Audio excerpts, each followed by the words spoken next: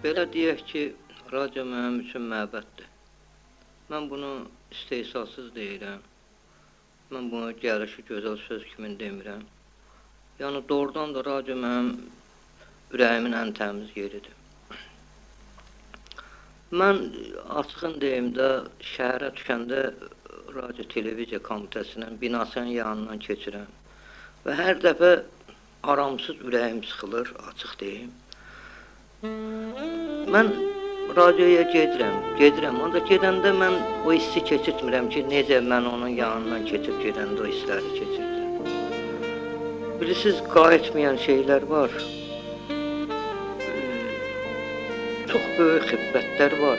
Bax, belə bir xiffət yeri mənim üçün radiodur. Mən, Mövlud Süleymanlı, Vaqif Əlixanov, İntiqam Bilgi, Məmməd Oruc və başqaları. Mənə elə gəlir ki, biz indi də görüşə bilərik. Ancaq biz o cür gözəl söhbətlər eləyə bilmərik. Biz o cür kədərlənə bilmərik. Biz o cür ağıllı, təmiz ola bilmərik. Yəni bunlar ötüb keçmiş günlərdir. Yəni biz o günlərin içindəyik.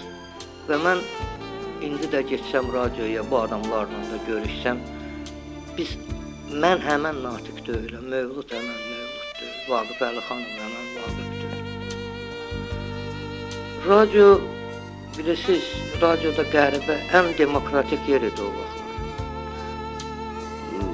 Qovulanlar, mətbuatdan küsənlər, hər yerdən əl üzülənlər hamısı radioya gəlirlər. Orada həm çox yaxın dostların görürdülər, həm təsəlli tapırdılar, həm də çörək pulu tapırdılar.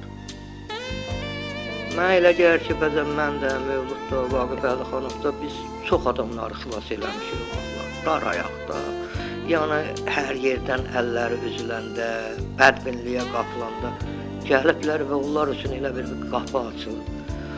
Onlar hiss eləyiblər ki, yaşamaq olar, bundan sonra da yaşamaq olar, hər şey gözəl olacaq.